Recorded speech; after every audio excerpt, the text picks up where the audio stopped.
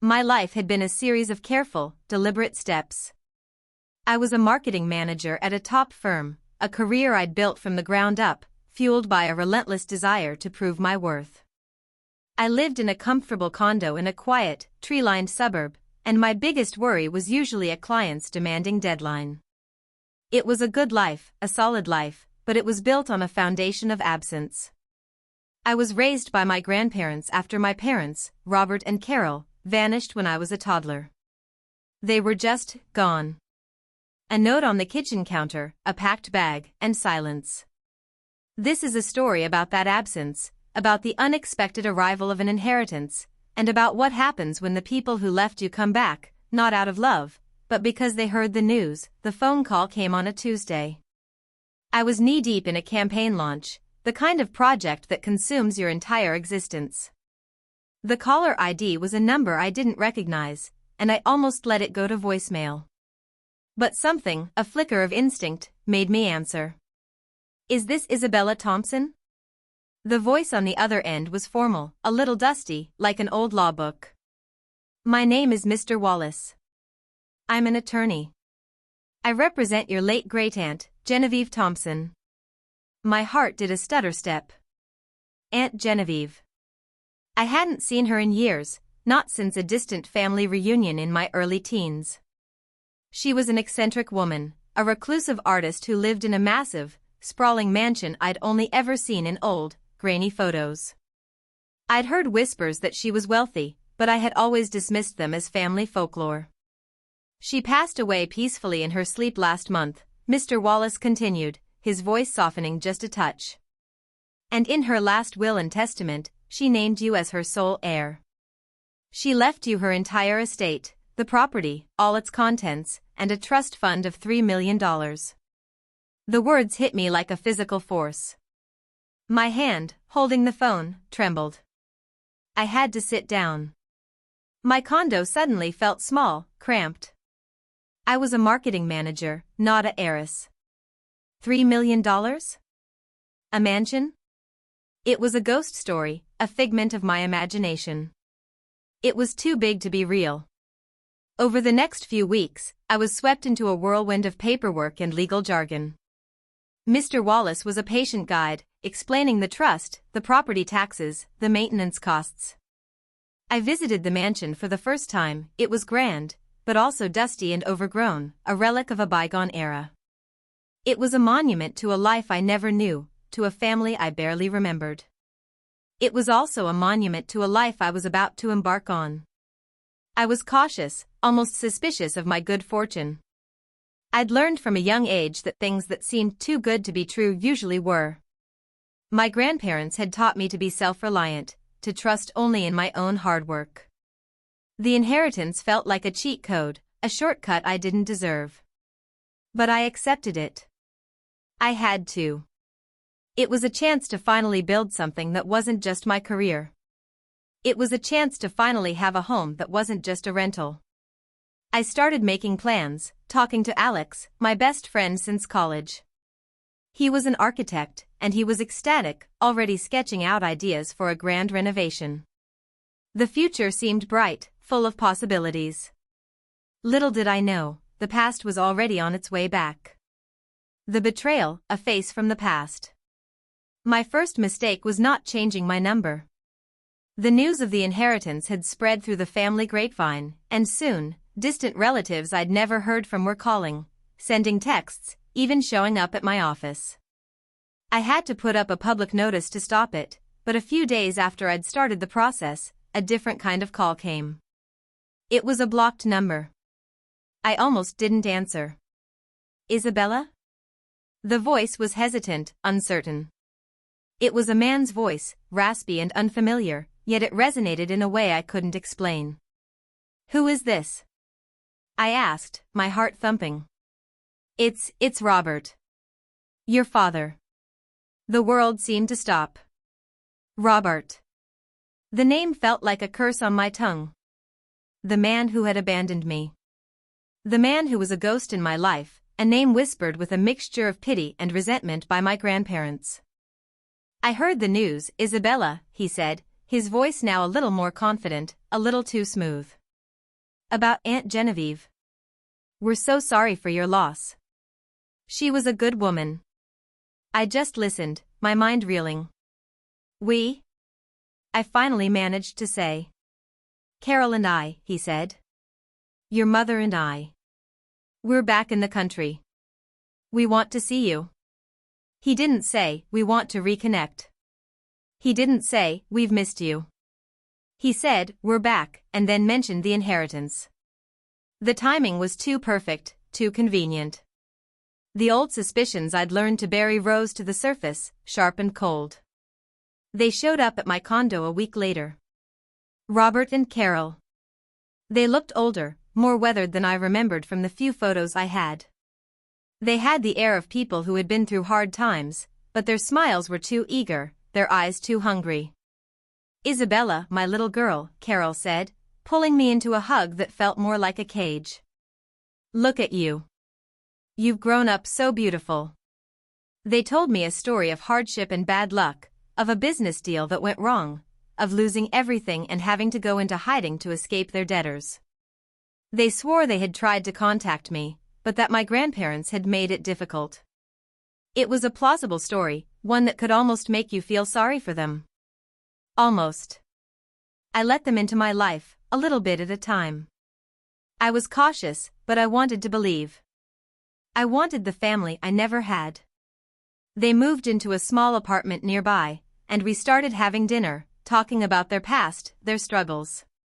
They never mentioned the inheritance directly, but it was always there, an invisible guest at the dinner table. They would ask about the mansion, the renovation plans, the millions I had.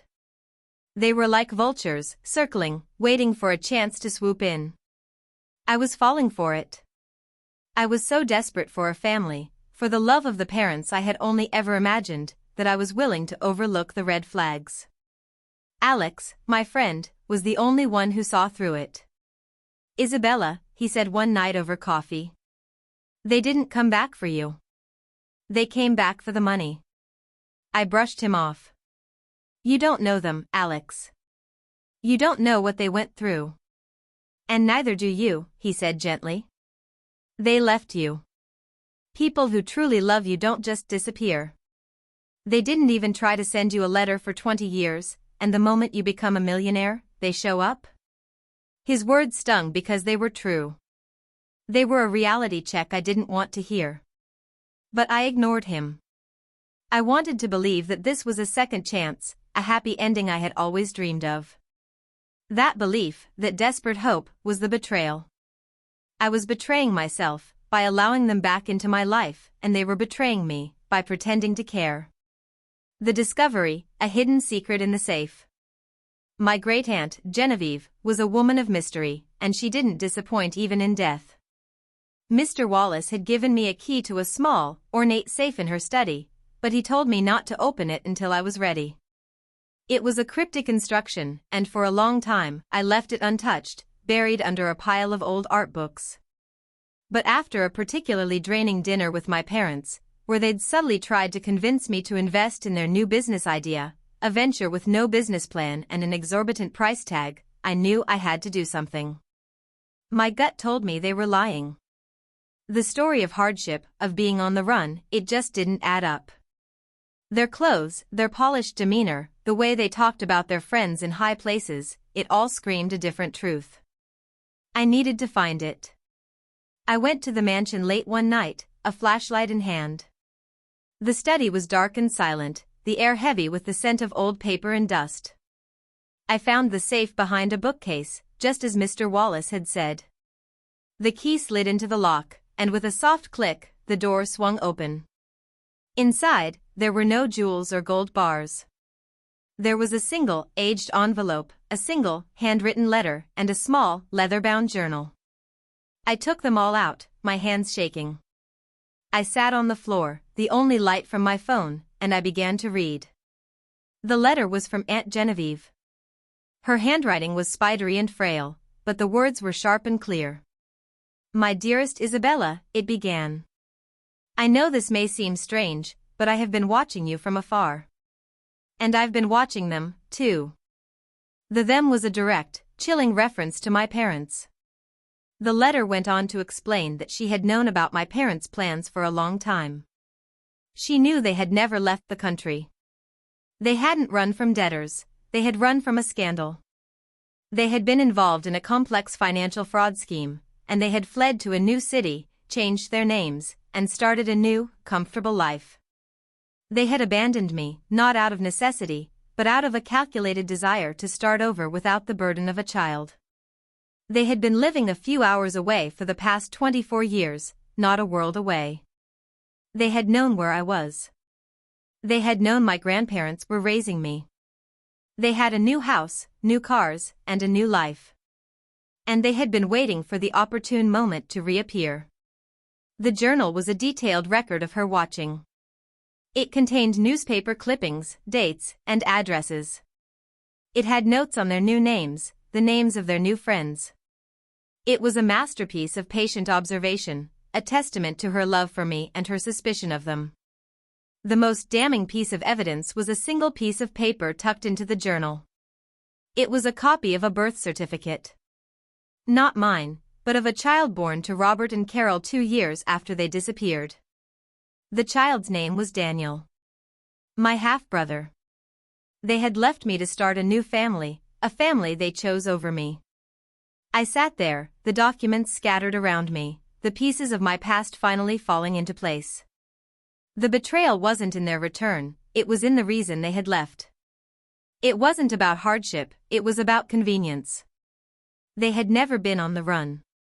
They had been living a lie, and I was the proof of that lie, a piece of a past they had tried to erase. The ghost story was real. My parents were the ghosts, and they had come back to haunt me for the money. The investigation, a paper trail of lies. The next few days were a blur of emotion.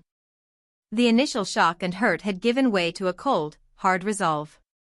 The journal, the letter, the birth certificate, they were my weapons. I had the truth, and now I had to figure out how to use it. I called Alex, my voice tight with a purpose he'd never heard before. "You were right," I said. "They've been lying." He came over immediately. He listened patiently as I laid out the evidence, his expression shifting from concern to quiet fury. He was my rock, my voice of reason. He helped me organize the journal entries, to create a timeline of their lies. We found a few of the newspaper clippings and matched them to news reports from the time, confirming the financial fraud scandal. The dates, the names, the companies, it all lined up perfectly. We also found something else in the journal, a few notes about a long-lost cousin, a minor detail in a list of family. I did some digging, and I found a social media profile for a man named Daniel. His age matched the birth certificate. His pictures showed him with a family, a woman who looked suspiciously like my mother and a man who was undeniably my father, just a younger version of him. It was a digital ghost of a life they had built, a life that was separate from mine. I felt a pang of something akin to jealousy. They had given him the childhood they had denied me. He had a family, a father and mother who were present. It was a bitter pill to swallow. The most important part of my investigation, however, was about the will. I met with Mr. Wallace, my great-aunt's lawyer. I didn't show him the evidence yet, but I asked him a few hypothetical questions. "Is there any way for someone to contest a will?" I asked. He looked at me with a knowing expression. "The will is very explicit, Miss Thompson. It leaves everything to you, and only you. There are no clauses for anyone else. What about if someone were to prove a blood relationship? A parent, for example?" He smiled, a dry, humorless smile. "Your great-aunt was a very particular woman. The will includes a provision, a very specific clause that states the inheritance is to be given to her only direct heir by way of kinship, who is not estranged or unknown to her, and whose parents have not, by their actions, alienated themselves from the family line. It's a bit of legal poetry, but what it means is that if your parents were to try and claim the will, they would have to prove they had a relationship with her. And considering their history, that would be impossible. She had them investigated years ago." My heart did a little leap. Aunt Genevieve had seen this coming. She had planned for it. She hadn't just left me a fortune, she had left me a defense. My next move was to find out what my parents were doing. It wasn't hard. A quick check of public records showed they had filed a motion to contest the will. The case was listed as Robert and Carol Thompson versus the estate of Genevieve Thompson. The date for the hearing was set for 2 weeks from now. They weren't just playing a game, they were making a move. The truth was a heavy burden, but it also felt like a suit of armor. I was no longer an unsuspecting heiress. I was a detective, a strategist. And I was ready for a confrontation. The plan, the final meeting. My plan was simple and, I hoped, devastatingly effective. I knew I couldn't just walk into the courtroom and ambush them. I needed to do this on my terms, in a setting where I had the upper hand. The day before the court hearing, I invited my parents, Robert and Carol, to the mansion. I told them I wanted to show them the place, to talk about the renovation plans, to finally feel like a family. They accepted immediately, their voices a little too eager. They thought they were coming to a negotiation, to a final plea for a piece of the pie. They thought I was naive, that I was a child who was so starved for their love that I would give them what they wanted. They were wrong. I had meticulously planned every detail. I had a camera crew coming in, a friend of Alex's who ran a small production company, to document the entire thing. The mansion was clean but intentionally stark. The furniture was still covered, the floors were bare. It was a blank canvas, ready for the scene I was about to paint. Alex was my silent partner, my moral support. He would be in another room, watching the live feed. Mr. Wallace, my lawyer, was also on standby, a phone call away. When they arrived, they looked around with a proprietary air. "It's a little dusty, darling," Carol said, running her hand along a banister. "But with the right eye, it could be magnificent." "It's already magnificent," I said, my voice steady. "It's been a part of my family for generations. My great-aunt made sure it stayed in the family. The real one." Their smiles faltered. "What's that supposed to mean?" Robert asked, his voice hardening. "It means I know," I said. "I know why you left. I know where you've been. I know about Daniel. I know you've been lying to me this whole time." The air in the room changed.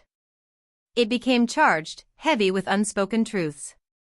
Their masks fell away, and for a moment, I saw them for who they truly were, two desperate, panicked people who had run out of time and out of lies. I laid out the journal, the letter, the birth certificate. I talked about the newspaper clippings, about the phone call with Mr. Wallace, about their petition to contest the will. I wasn't emotional. I was a marketing manager giving a presentation, a cold and calculated delivery of facts. "You didn't come back for me," I said. "You came back for the mansion. You came back for the $3 million. But it's not yours. It was never going to be yours." They tried to deny it, to spin a new story, but the evidence was too overwhelming. Carol started to cry, but her tears were from a place of frustration, not remorse. Robert's face was a mask of cold fury. "How did you find this?" he spat. "Aunt Genevieve," I said simply. "She knew what you were. She planned for this." "You're a cruel, ungrateful child," Carol wailed. "We came back for you. We just needed a little help." "No," I said, "you didn't. You came back for the money. And you're not getting it." I looked at them, and for the first time in my life, I felt a sense of power. I was no longer the abandoned child, the lost girl. I was a woman, and I was in control. And the show was just about to begin. The confrontation, the tipping point. The air crackled with tension. The smiles were gone, replaced by a cold, desperate fury. Robert took a step forward, his fists clenched. "You think you can do this? You think you can keep what's ours?" "It was never yours," I said, my voice still calm, still steady. You forfeited that right the moment you left me behind to start a new life with a new family. Carol let out a choked sob. Daniel doesn't have anything to do with this. Oh, but he does, I countered. He's the living proof of your lie. You didn't leave because you had to. You left because you wanted to. You left me to build a better life for yourselves. That's not true. Robert roared, his voice echoing in the cavernous room. We did it all for you. So you could have a life without us being a burden. A burden? I scoffed, a bitter laugh escaping my lips.